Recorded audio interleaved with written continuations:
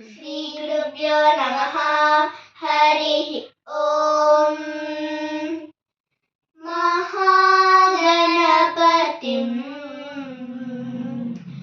महागणपतिं मनसा स्मरामि।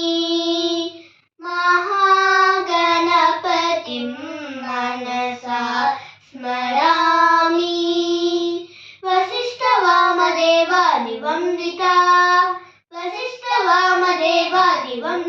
महागणपतिं मनसा स्मरामि। महादेवसुतं